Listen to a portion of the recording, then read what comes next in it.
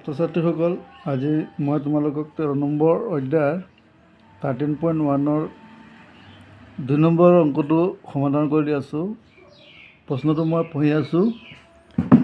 এটা পাত্ৰ, এটা খোলা অৰ্ধগোলক,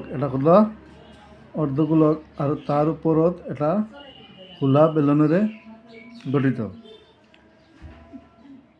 অৰ্ধগোলকটোৰ ব্যাস 14 সেন্টিমিটাৰ। পাত্ৰটোৰ মুঠ উচ্চতা হ'ল 13 সেন্টিমিটাৰ। পাত্ৰটোৰ ভিতৰ পৃষ্ঠৰ কালি নিৰ্ণয় কৰা।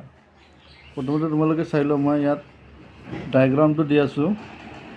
পাত্ৰটো যিহেতু দুটা বস্তুৰ দ্বাৰা গঠিত বুলি কৈছে, এটা হৈছে অৰ্ধগোলক, এইটো অৰ্ধগোলক দেই, আৰু তাৰ ওপৰ অংশ এটা খোলা বেলুন,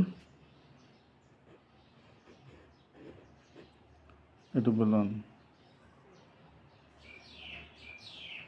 ডায়েগ্ৰামটো মই দিছোঁ। ইয়াত ব্যাস দি আছে কিমান? অৰ্ধগোলকৰ ব্যাস দি আছে 14 সেন্টিমিটাৰ। কিমান দি আছে? 14 সেন্টিমিটাৰ। যদি ব্যাস 14 সেন্টিমিটাৰ হয়, তেতিয়াহ'লে ব্যাসাৰ্ধ আমি আৰম্ভ কৰিম এনেদৰে। চোৱা,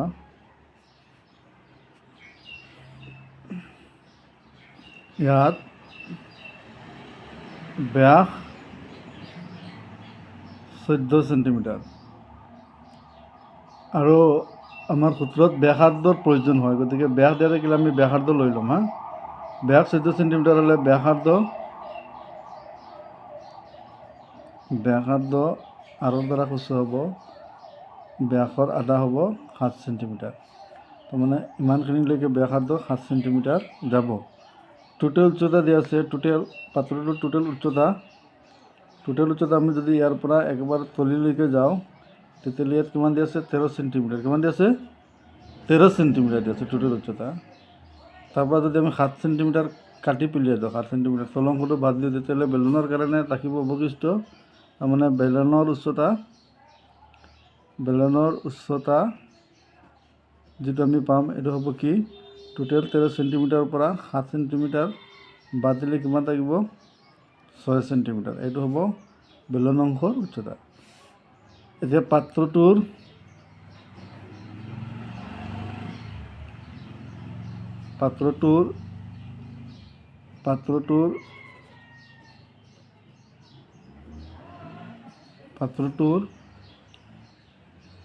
মুঠ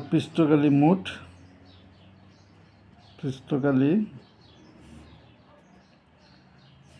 প্ৰথমে আমাৰ বেলুনৰ চি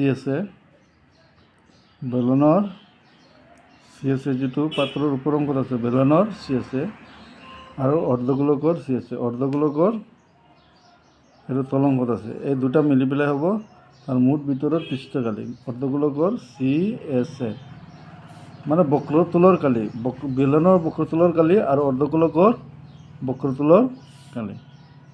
বেলুনৰ চি এছ হৈছে 2πr/h আৰু অৰ্ধগোলকৰ হৈছে 2πr স্কুৱেৰ। এই দুটা টাৰ্ম আছে ইয়াত, দুটা টাৰ্মৰ পৰা কমন আহিব।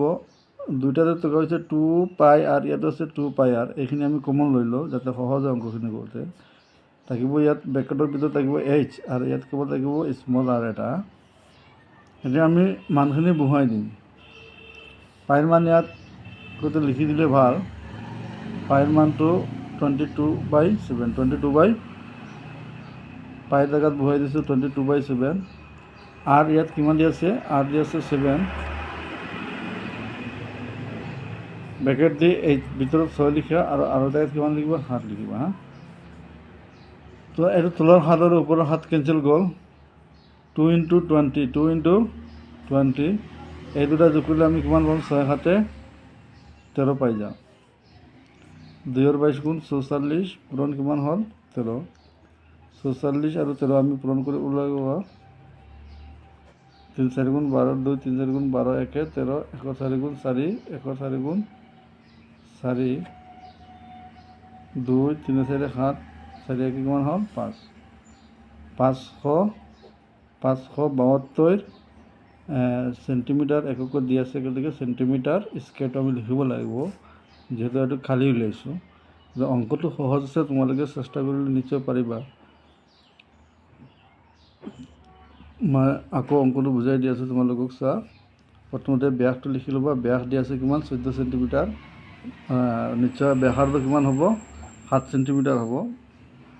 বেলুনৰ উচ্চতাটো আমি টোটেল উচ্চতাৰ পৰা তলৰখিনি অৰ্ধগোলকৰ ব্যাস যিটো আছে ইয়াত উচ্চতা আমি ধৰিব আৰু অৰ্ধগোলকৰ পৰা 7 চেণ্টিমিটাৰ বাদ দিলে কিমান থাকে? 6 চেণ্টিমিটাৰ।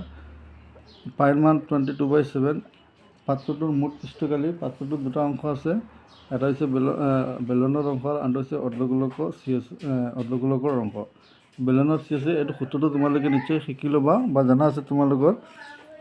2πRh 2πRh আৰু অৰ্ধগোলকৰ চি আছে 2πr স্কুৱেৰ। 2πr কমন লৈ লৈছোঁ মই। ইয়াত থাকিব h প্লাছ আৰু h প্লাছ। ইয়াৰ পিছত মই মানখিনি বহাই দিছোঁ। পাইৰ মান 22/7। r মানে কিমান? 7 আৰু এই দুইটো ইয়াত আহিছে, এইচৰ প্লেচত 6 আৰু আৰৰ প্লেচত কিমান? 7 বহিল। 6 7 কিমান হ'ল? 13 হ'ল। 2 পূৰণ কৰিলে কিমান হ'ব? 44 হ'ব। আৰু 13 পূৰণ কৰিলে কিমান হয়? 572 চেণ্টিমিটাৰ স্কুৱেৰ। নিশ্চয় ট্ৰাই কৰিলে তোমালোকে পাৰিবা। ঠিক আছে।